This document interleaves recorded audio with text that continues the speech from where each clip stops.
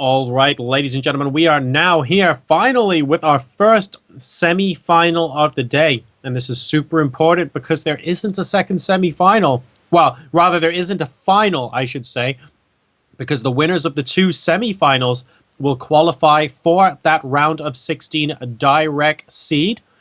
Will also qualify for accommodation, travel stipend, and a prize fund for winning the online tournament. And let's find out which one of these guys it's going to be. Socke is going to be taking on Strelok in a pretty cool PvT. The first map, guys, is Cloud Kingdom. And the countdown has begun. The blue Protoss versus the red Terran. Only one of them can win the seed in this qualifier. Which one will it be? Let's get into the game. As I tweet frantically.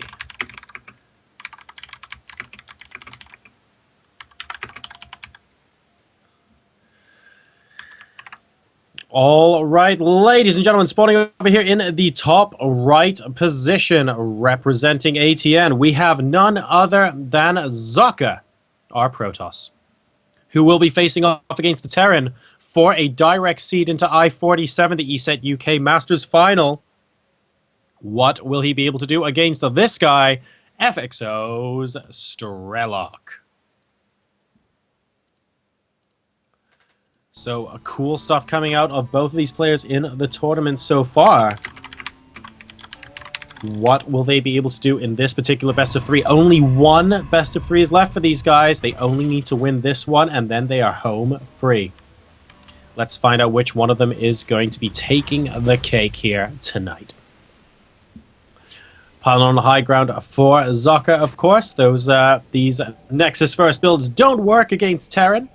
Or if they do, then I haven't seen them work particularly well or that often. So this is fairly normal. We're going to be seeing a pretty standard PvT here by the looks of things. Barracks going down for Strelok.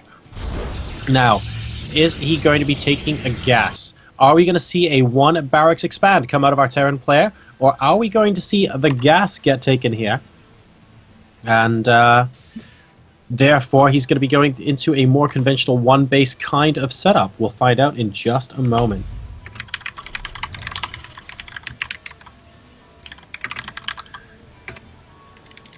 And it looks like neither of those options is the case. He hasn't actually taken a gas at the moment, guys, but that's because that SCV that looked like he was going out to scout has actually gone all the way down here. We have a second Rax going down on the low ground here. So Strelok going to be opening up with a two barrack style play against Socke. The second rack is at his third. So because of the location of this ramp, it's kind of a straight line-ish into the Protoss natural. It's not too bad, not too many obstructions there. And the Strelok is going to be sending an SCV out into the center of the map to see if he can scout any shenanigans popping out of Socke as well, who is sending a probe out, but will do so via the middle of the map and sees the SCV moving towards his natural expansion. In the meantime, Cybernetics Core about 90% of the way complete right now. Orbital Command has gone down. And I think it will be seen. Oh no, it won't be seen here, pardon me, because we have two Marines able to stop the probe. Now, I think the probe from Socke managed to see enough to know that there wasn't an expansion here. I think he would have seen the edge of the command center if it had floated down. It's still possible that it was a run max expand and that the command center was placed here, for example, on the high ground, but it certainly was not placed, I think, at the natural expansion location from what that probe saw. So potentially useful information here. He also saw that there were nothing but Marines, but that's kind of typical at this stage of the game, especially for one Rax expand. And Strelok really is making a home away from home over here in this bottom right, really making it look like it's one Rax expand. Possibly even hiding his base somewhere else, I guess, if Socke came in and did the scout and realized that the expansion wasn't even in the base. So building his supply depots even on the low ground as well, making use of that SCV. And, we have an engineering bay attempting to go down at the natural expansion of Socke there, but almost immediately getting cancelled. Not the best value for money out of there from Strelok, as Socke goes for his own expansion, and this could be a beautiful ploy here from Strelok. Putting the engineering bay down is arguably an indication that he's trying to stop his opponent from macroing because he's macroing himself. But we have a decent number of Marines coming out across the middle of the map. And, oh, one of those Stalkers almost getting killed there. Down to 2 hit points, and we have SCV moving up with this attack as well. And we're going to be following up with more barracks because I heard Marines are a good unit, ladies and gentlemen. We're going to be moving up the ramp now at the Protoss Natural. We have those Marines and the SCVs in, and the SCV are going to be starting a bunker here. It looks like it will be enough to push him back for now. The Nexus will probably, especially after that force field, is likely going to come under attack and possibly get cancelled here because these Marines are just non-stop arriving right now. Gateway's number 2 and they're coming down, and it looks like Socke does not want to cancel the Nexus. He is coming down with all of his probes. And that is a lot of probes that could potentially be really juicy picking here. And the SCVs all get specifically targeted off. So the bunker doesn't actually complete. Nice micro there from Socke, but is it going to be enough? He's down to 26 supply at the moment. The worker count is 19 to 21 in Zocke's favor. And the workers' kill tab shows 10 to 6 because those probes attempted to try and save the life of him. Will he be able to do it? 4 Stalkers and a Sentry against 6 Marines, and it looks like Socke is going to be able to hold off Strelok here at his first attack. The Marines now coming back in for a bit of a kamikaze attack against one of those Stalkers, but unable to do the goods there. And if we take a quick look at the resources lost tab, Strelok is now behind. And, oh, not even getting a cancel there on that bunker as well. So Strelok in full retreat mode right now. We have both gases being taken in the main base. Really good hold there from Socke. And Strelok is going to be forced back to put his own bunker down at his natural expansion, putting a second bunker down as well. And I guess just hoping his opponent doesn't see this particular Rex because it sure ain't floating anywhere anytime soon. A little bit of a misrally on that Marine causes him to die off a pretty quick, gruesome death. And luckily this one is noticed in time to move back. So we have got one bunker on the way. Socke trying to prevent the second bunker from going down and actually doing a really good job micromanaging against those Marines. They're picking one of them off, picking the SCV off as well. They was building that bunker. Can he get that SCV? Yes, he does. So Strelok's going to have to pull another SCV to go into this bunker, and if Socke is able to continuously reinforce during this time, he might even just be able to boss it up. And ooh, needs to be so careful. That Stalker down to 8 hit points. Not an ideal situation for him here. The worker supply is currently 25 to 35 in Socke's favor because that Nexus was never killed off. And this is just a huge advantage for our Protoss player, just constantly picking away at Strelok, forcing him to not mine as well. If we take a look at the income, Socke is currently mining nearly double that of Strelok. So he's going to be doing very well indeed. We have now got a Zealot moving out with this army composition, presumably going to be in the front to absorb a little bit of damage. And here we go. He's just going to be picking apart the SCVs that are building the bunker and then move back, I think. So 3 SCVs, 3 and almost 4. And then he immediately moves back, knows that he's continuously doing economic damage, continuing to warp stuff in as well. And we have got a Sentry now being warped in. And that tells me that Socke is looking to break this bunker soon, spreading the Stalkers very well so he gets a really nice concave. Are we going to see a force field at the... Oh, where are the Sentry and the Zealots? They could be used in this fight. What is he doing?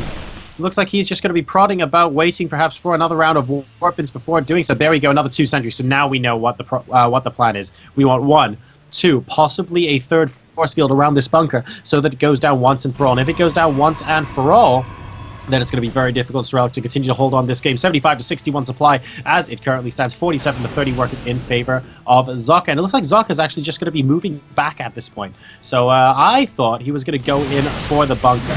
And with those force fields, he may well have tried, if you want my honest opinion. But it looks like, is he going to be able to trap half of this army? He does have some force fields. No, because the force fields are in the Sentries, and they've actually moved back to the Watchtower. So Socke's army is unfortunately split up there, and he's actually holding the forward command, the forward Zelnaga Tower as well. So it looks like everything gets seen. Oh, wow! Hero Marine picks off that Stalker. Dear, oh dear, a little bit sloppy there from Socke as he's moving back, but he is still very much in the advantage. He has 81 supply versus the 66 at the moment after scanning. Strelok deciding to go the other way. He does have combat shields, I believe. He also, yes, he does. He also has stim and he has concussive shell. So all of the bio upgrades are now with him. But look at this. I think we're going to be following up with an absolutely huge aggression. Socke is wanting to win the game off of this. He has started charge rather than blink. He just wants to move in and do as much damage to the bio as quickly as possible. And +1 attack also going on because Stalkers are the mainstay of this army at the moment. They're going to be the main dealers of that DPS. He could have also gone for a +1 shield for those zealots so that they tank as much damage as they can, but this is going to be his decision on this particular occasion, and a Templar Archives going down for him as well. In the meantime, it hasn't been all doom and gloom for Strelok, because he has actually managed to get his starport up. He's getting double medevac reduction on the way now as well, and +1 attack has also started for him. So it looks like, oh, pardon me, actually both ground armor and ground weapons are being researched from Socke, so it wasn't actually a straight-up choice between the two. They're both coming up, which means he is actually about an upgrade ahead of Strelok right now, and with Charge and Storm on the way as well. That's going to be so unbelievably useful. Don't forget, he can always chrono boost those upgrades to get even more ahead of his Terran opponents, so not just being one upgrade ahead, but potentially being 2 or 3 is going to be very, very useful to him indeed. Now we have both armies posturing, getting ready to engage each other. Strelok looking like he wants to be aggressive, coming up the 3rd base location, and he will be able to see a probe. Maybe, yes he does. Poor probe. Kaboom, baby. Talk about overkill. And Strelok now going to try and make a move on Socke here, doing a quick scan to figure out exactly what's going on. Picking off a pilot on the high ground with that medevac at the moment, trying to force Socke into an unfavorable engagement for him. But truth be told, Socke is actually looking mighty fine right now, especially since he's probably just sitting there waiting for a storm to finish so he can come in here and absolutely demolish this army. And as a result, Strelok is taking a little bit of a gamble in response, but it's a calculated one. He says, well, if you're in your base waiting for me to hit, then I'm going to try and take a 3rd and see if I can get my 3rd earlier than you. That might put off any sort of earlier setbacks that I had and get me back into level pegging in this game, because right now he is still 15 supply behind our Protoss player, who has done quite well here in the early game. 3 High Templar with this army now, and we have Storms available, ladies and gentlemen. Oh, losing a medevac is not what Strelok wanted to do at this point, which is why he doesn't. Dear oh me, I swear it was possible for him to get that. Maybe he didn't want... Maybe he's just looking at something else and didn't want to run after it, but I thought at least 3 of those stalkers were still in range, and I think that might have been enough to kill it. But I saw something else and also gained control of the watchtower, so it's not going to be catastrophic at this point.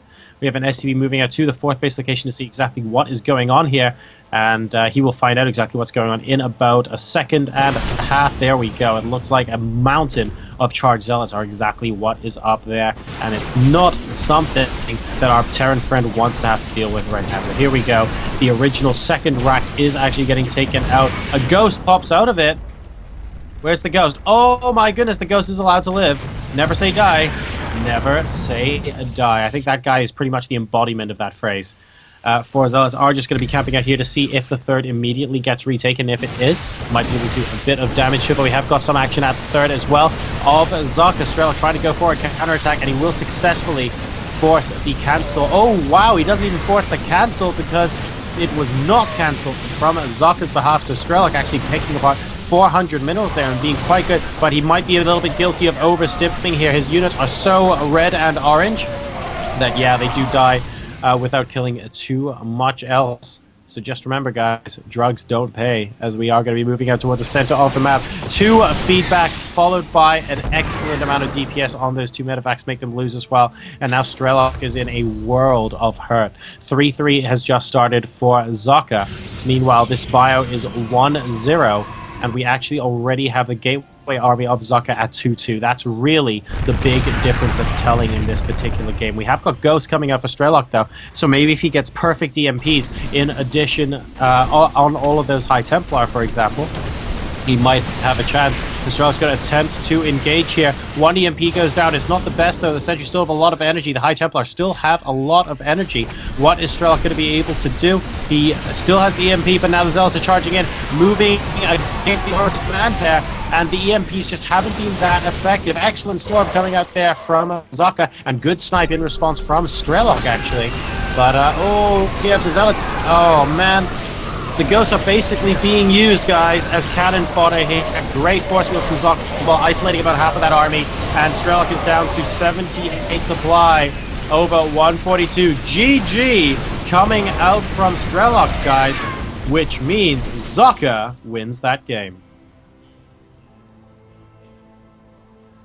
All right, guys. So only one game away from getting that VIP ticket and all sorts of cool goodies and money towards the ESET UK Masters final at I-47. We'll be going into game number 2 between Strelok and Socke straight after this short break, guys. Don't go anywhere. Game's coming up.